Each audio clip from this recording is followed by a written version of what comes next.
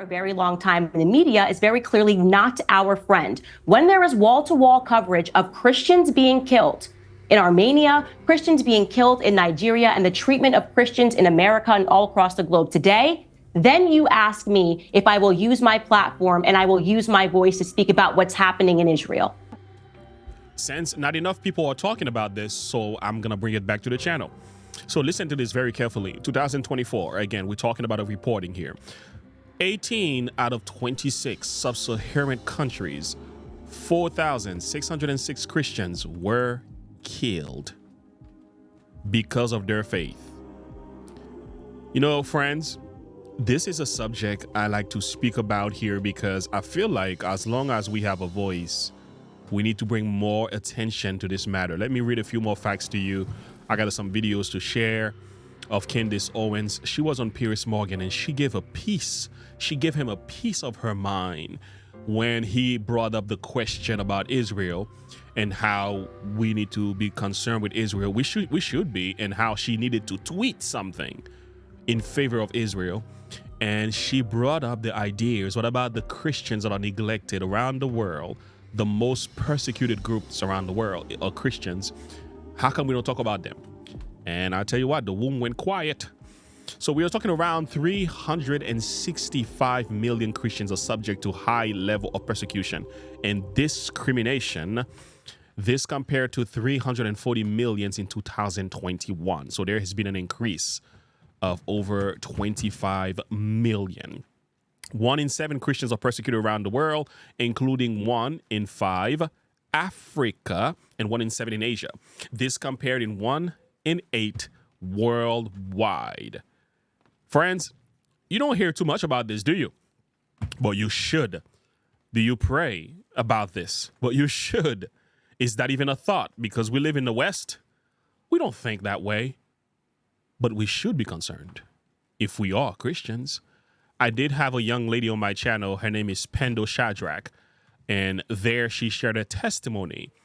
And what is happening in her story is a little bit different, of course. She's not experiencing physical persecution, but it's a financial form of persecution where the government is driving her and her family away from her home. So they're trying to destroy the home and do whatever it is that they want to do with it. And as soon as they get rid of her, which is she has till the end of the month to figure something out. As soon as they get rid of her, they're gonna build whatever it is that they want to build, right? Like I've said, we featured her on the channel. We're trying to raise some money for her. By the grace of God, we were able to raise $200, better than nothing. But I tell you what, it's not enough for a family to find a home and make a living. Yes, it might give them a little head start. It might help out with food and so on. But I can certainly tell you it's not enough. So thank you for all of you who have donated. So we added everything up, and I also put a little bit of stuff in there for her. But again, for those of you who are thinking about donating, Cash App is the best way to go. I think I've left a link to my Cash App. If not, I'll make sure I post it at the end of this video. But there should be a link to my Cash App. And if it comes to me, I'm going to send it to her on Monday. So you're watching this video Friday, going into the Sabbath, on June 14th. So hoping by Monday, 2 days from now, we will send something to her because she needs the help and the church needs to step up. I don't think it's been easy finding other churches. Some people were asking, is there any other denomination out there who can help her? What's going on? I don't know what's going on with that. All that I know is we need to help since the Lord has laid this call, had laid this matter on our lap. So we got to do something with it. So with that being said, Candace Owens now is about to go off for good reasons, because she's going to give Piers Morgan a piece of her mind. Oh, yeah. Oh, he's great. Let's get some context, let her speak, and we'll come back to close this video. Into it. Moment number 1, and of course I was expecting this, the mandatory Israel question. I don't know what this is, but apparently it's some sort of a religious sacrament that every media member has to go on and on and on about Israel. You would literally think that I was an Israeli citizen, that we are all Israeli citizens. It doesn't make sense to me and many other people across the world why there is such an obsession and a focus on this country in the Middle East. They almost try to penalize you, to punish you for not focusing on it. And so, yes, of course, Piers Morgan came right to the table and tried to pretend that it was suspicious that I didn't tweet for days when a terrorist attack happened on a foreign country's soil. Take a listen. And here's where I'm just curious about your tweeting through this procedure, this whole war, because on October the 7th, you didn't tweet anything. You didn't tweet anything on October the 8th. And October the 9th, you tweeted, so much world peace ever since we got the orange man out of office. So glad the adults are back in charge. A lot of people say, well, if you care this much about innocent people being killed, why didn't you say anything when 1,200 people were massacred to death in the most brutal, barbaric manner in this awful terror attack by Hamas, and nearly 7,000 more were wounded, some of them catastrophically and irreparably? Why did that not compel you to say anything? You know, he's not ready for the answer, because the answer she's about to give, and I'm in no way trying to promote Candace Owens here on the channel. She got some good stuff she says. There's things she says I don't like. I don't always appreciate the attitude, but she does speak the truth, and she has a way of saying it. It is what it is. I respect her values. Yeah, he's not ready for this, because his question here, he done laid a foundation that is going to cause, let me say, serious backlash. And watch what happens. Well, first and foremost, Israel's a foreign country. So typically I talk about topics that have to do with America. Secondly, you're only quoting my Twitter feed. I'm also on Facebook. I'm also on Instagram. I also had a daily podcast in which I did respond directly about what happened and called the events horrific. Multiple times, said what Hamas did was absolutely horrific. So you're using a snapshot of my Twitter feed where you're acknowledging that I didn't tweet for days to suggest that I didn't have anything to say about what had happened. Now, to be clear, I am consistent on all matters. I do not want America involved whatsoever in anything that is happening in Israel. I don't want my dollars sent over to Israel. We should not be supporting Israel. Obviously, Thomas Massey has done a lot of work showing how it doesn't even make economic sense that we have so much debt and yet we're sending money over to support Israel. And the biggest issue, by the way, that I have with Israel in talking about them being above reproach is the fact that they are supplying the arms to murder Christians, okay? In Armenia, the oldest Christian country in the world, and yet nobody talks about that. For whatever reason, it seems to be the circumstance that when Jewish people die in Israel, it's wall-to-wall coverage. But when Christians die all over the world, nobody talks about it. Everyone wants to correlate everything to World War II. Everyone wants to talk about Adolf Hitler, and rightfully so, he was a horrific person. But nobody wants to talk about Henryk Yagoda, right? Nobody wants to talk about the Bolsheviks. Nobody wants to talk about the Christian Holocaust. I am tired of the media, exhausted of the media not speaking about what is happening to Christians all around the world. And it is especially horrific while at the exact same time that it is happening, the slaughter of Christians in Armenia, the arms being supplied by Israel, that the media turns the other way and says, oh, okay, but what about what's happening in Israel? So you know what I'm asking for? Actual equality. Okay, because it seems like this is like a special category, the special relationship that we have. I'm a Christian first, okay? And so my concerns are going to be with what's happening to Christians all around the world, because it is us. We are the #1 most persecuted religion in the world. And all Christians watching this need to realize the time is now to start speaking up, because we have been silenced about the things that are happening to us for a very long time. And the media is very clearly not our friend. When there is wall-to-wall coverage of Christians being killed in Armenia, Christians being killed in Nigeria, and the treatment of Christians in America and all across the globe today, then you ask me if I will use my platform and I will use my voice to speak about what's happening in Israel. How about that? Ouch. Ouch. Let me put it this way. Candace Owens is an asset. Oh, yeah, she's an asset. Feel how you feel. I know she's a Roman Catholic, and I'm not a Catholic, but I'll tell you what, there's some serious soldiers over there. It may not be of my faith, but other sheep, Jesus says, that I have that are not of this fold. Listen, man, he has his children in Babylon. You better respect that. But I tell you what, the sad reality is we don't hear enough ministers speaking about this. It doesn't make the news. It's of little concern. They speak about LGBTs persecution. They speak about, other faith persecution. They speak about what's happening to the Jews and what's happening to black people, what's happening to all kind of different groups. But when it comes to the Christians, it's like, insignificant. And I feel like this is wrong. Yes, we live in a world where we get to be free, and I'm so glad that we are part of a world. As Americans, we don't have to worry about stuff like that.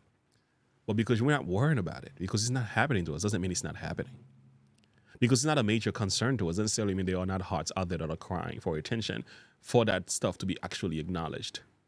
I can show you stories, my dear friends, and it's so easy.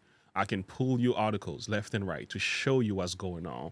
People being gunned down, people being beheaded, people being hung, people being burnt. That's happening today. We're not talking about stuff that happens in Rome. We like to speak about persecution from the context of history.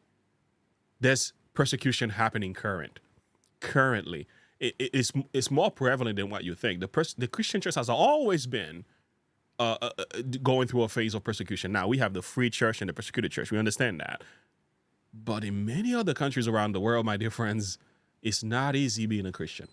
And I wish we will talk more about this. It's like, when was the last time in our churches you heard a sermon about what's happening to Christians around the world?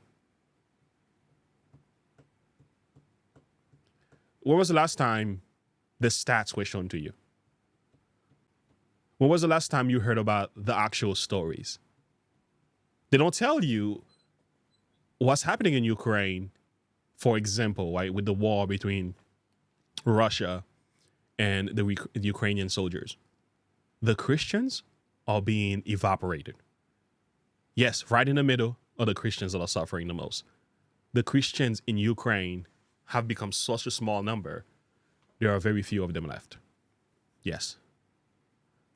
What's happening to Hamas and Israel, that constant war, you know who's also suffering the most? The Christians that are in Israel. So it's like, these are things that you don't hear about, we don't talk enough about, and sometimes I wonder why. I cannot depend on the news to speak about this matter. We got to speak about it. We got to share that we care and we love. We got to find ways to assist. There has to be a better system to address this matter. They call, for example, the government has a way they call nations who persecute Christians countries of particular concerns. Here's what I also found out.